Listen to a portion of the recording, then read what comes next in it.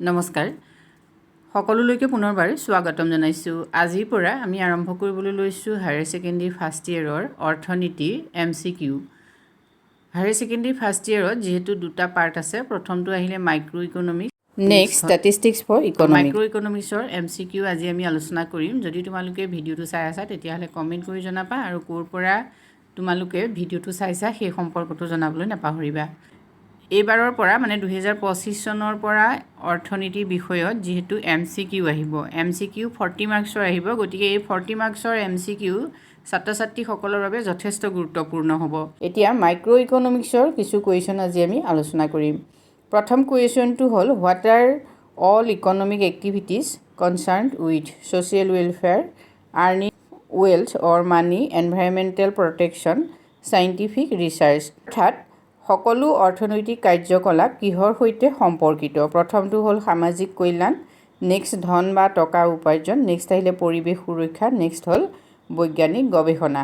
এতিয়া ইয়াৰ শুদ্ধ উত্তৰ কোনটো হয়? ইয়াৰ শুদ্ধ উত্তৰটো হ'ল ধন বা টকা উপাৰ্জন, অৰ্থাৎ আনচাৰ বি। নেক্সট আহিলে হোৱাট ডাজ ইকনমিক্স ষ্টাডি, অৰ্থাৎ অৰ্থনীতিয়ে কি অধ্যয়ন কৰে? প্ৰথমটো হ'ল অনলি প্ৰডাকশ্যন এক্টিভিটিজ, মানে মাত্ৰ বা কেৱল উৎপাদনৰ কাৰ্যকলাপ, নেক্সট অনলি কনজামশ্যন এক্টিভিটিজ, অৰ্থাৎ কেৱল ভোগ কাৰ্যকলাপ, নেক্সট হ'ল ইকনমিক এক্টিভিটিজ অফ পিপুল, অৰ্থাৎ মানুহৰ অৰ্থনৈতিক কাৰ্যকলাপ, নেক্সট আহিলে পলিটিকেল এক্টিভিটিজ অফ ছ'চাইটি, মানে সমাজৰ ৰাজনৈতিক কাৰ্যকলাপ। ইয়াৰ শুদ্ধ উত্তৰটো হ'ব চি, মানে ইকনমিক এক্টিভিটিজ অফ পিপুল, অৰ্থাৎ মানুহৰ অৰ্থনৈতিক কাৰ্যকলাপ।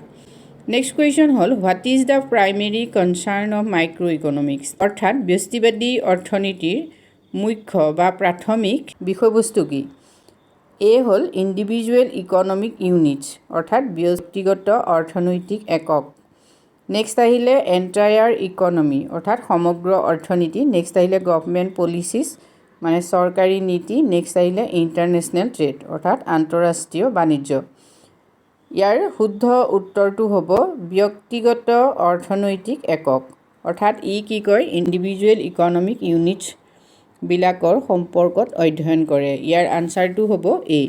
Next question what is the primary concern of macro' economics, অৰ্থাৎ সমষ্টিগত অৰ্থনীতিৰ মুখ্য কাৰ্য বা মুখ্য বিষয় কি? ইয়াৰ প্ৰথম অপশ্যনটো হ'ল ছিংগুল প্ৰডিউচাৰ্ছ ডিচিশ্যন, অৰ্থাৎ এজন উৎপাদকৰ সিদ্ধান্ত, নেক্সট আহিলে অভাৰঅল ইকনমিক্স পাৰফৰ্মেঞ্চ, মানে সমগ্ৰ অৰ্থনীতিৰ কাৰ্যকলাপ বা প্ৰদৰ্শন, নেক্সট আহিলে ইণ্ডিভিজুৱেল হাউচহোল্ড বাজেট, অৰ্থাৎ এজন বা এটা পৰিয়ালৰ বাজেট, নেক্সট আহিল pricing of A single product, অৰ্থাৎ এটা নিৰ্দিষ্ট দ্ৰব্যৰ মূল্য নিৰ্ধাৰণ। ইয়াৰ শুদ্ধ উত্তৰটো হ'ল অভাৰঅল ইকনমিক্স পাৰফৰ্মেঞ্চ, মানে উত্তৰটো হ'ব বি, মানে সমগ্ৰ অৰ্থনীতিৰ কাৰ্যকলাপ কি হয় মেক্ৰ' মানে সমষ্টিবাদী অৰ্থনীতিয়ে আলোচনা কৰে। Next question who first coined and use the terms micro' economics and macro' economics, প্ৰথম কোনে মাইক্ৰ' ইকনমিক্স আৰু মেক্ৰ' ইকনমিক্স এই শব্দ দুটা ব্যৱহাৰ কৰিছিল? মাইক্ৰ' ইকনমিক্স আৰু মেক্ৰ' ইকনমিক্স শব্দ দুটা প্ৰথম কোনে ব্যৱহাৰ কৰিছিল? Option A Adam Smith, option B John Maynard Keynes, option C Ragnar Frisch, option D Karl Marx. ইয়াৰ শুদ্ধ উত্তৰটো হ'ল Ragnar Frisch. Next question number 6 and were the terms micro' economics and macro' economics first used, অৰ্থাৎ micro' economics আৰু macro' economics শব্দ দুটা প্ৰথমে কেতিয়া ব্যৱহাৰ কৰা হৈছিল? প্ৰথম আহিলে 1900, নেক্সট 1925, নেক্সট 1933, নেক্সট 1945। ইয়াৰ আনচাৰটো হ'ল D 1945। Next question what does scarcity refers to, অৰ্থাৎ দুষ্প্ৰাপ্যতা বুলিলে কি বুজা?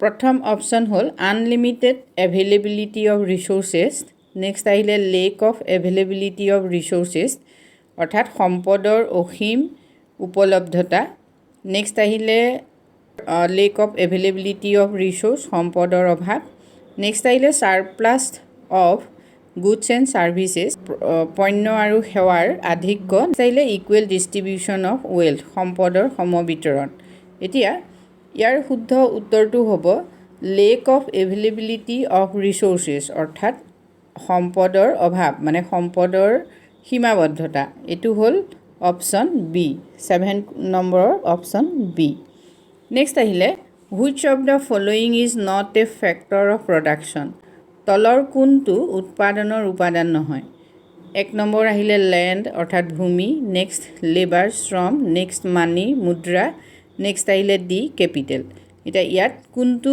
নহয় সেইটো সুধিছে উৎপাদনৰ উপাদান যেটো চাৰিটা গতিকে ইয়াৰ অপশ্যন সি টো হ'ল শুদ্ধ উত্তৰ মানে ধন সেইটো হ'ল উৎপাদনৰ উপাদান নহয় next question what does economy refer to অৰ্থনীতি বুলিলে কি বুজা অপশ্যন হ'ল সাইণ্টিফিক ইনোভেশ্যনছ অৰ্থাৎ বৈজ্ঞানিক উদ্ভাৱন নেক্সট আহিলে economic activities of a specific region অৰ্থাৎ এটা নিৰ্দিষ্ট অঞ্চলৰ অৰ্থনৈতিক কাৰ্যকলাপৰ অধ্যয়ন বা নেক্সট পপুলেশ্যন গ্ৰোথ অৰ্থাৎ জনসংখ্যা বৃদ্ধি নেক্সট আহিলে পলিটিকেল ডেভেলপমেণ্ট মানে ৰাজনৈতিক উন্নয়ন ইয়াৰ শুদ্ধ উত্তৰটো হ'ব বি অৰ্থাৎ economic activities of a specific region মানে এটা নিৰ্দিষ্ট অঞ্চলৰ অৰ্থনৈতিক কাৰ্যকলাপ নেক্সট আহিলে what is the Greek origin of the word micro শব্দটোৰ গ্ৰীক অৰ্থটো কি মাইক্ৰ শব্দৰ গ্ৰীক অৰ্থ স্মল লাৰ্জ ইকুৱেল কষ্টলি মানে কোনটো হয় মাইক্ৰ বুলিলে ইয়াত স্মল মানে ক্ষুদ্ৰ গতিকে ইয়াৰ আনসাৰটো হ'ব এ অৰ্থাৎ ক্ষুদ্ৰ next question what does মেক্ৰ economics primarily study অৰ্থাৎ সমষ্টিবাদী অৰ্থনীতিয়ে প্ৰাথমিকভাৱে কি অধ্যয়ন কৰে ইয়াৰ মুখ্য অধ্যয়নৰ বিষয় কি অপশ্যন এ ইণ্ডিভিজুৱেল ফাৰ্মছ মানে ব্যক্তিগত প্ৰতিষ্ঠান বা উদ্যোগ নেক্সট এগ্ৰিগেট ইকনমি অৰ্থাৎ সামগ্ৰিক অৰ্থনীতি নেক্সট আহিলে ছিংগুল মাৰ্কেট ষ্ট্ৰাকচাৰ মানে এখন বজাৰৰ গঠন সম্পৰ্কত নেক্সট আহিলে কনজিউমাৰ্ছ বিহেভিয়াৰ মানে ভোক্তাৰ আচৰণ এতিয়া ইয়াৰ শুদ্ধ উত্তৰটো হ'ব এগ্ৰিগেট ইকনমি মানে ইয়াৰ আনসাৰ হ'ল বি আজি ভিডিঅ'টোৰ জৰিয়তে তোমালোকৰ বাবে এইখিনি কুৱেশ্যন আগবঢ়ালোঁ যদি তোমালোকৰ ভাল লাগিছে তেতিয়াহ'লে কমেণ্ট কৰি জনাবা আজিলৈ মানে ধন্যবাদ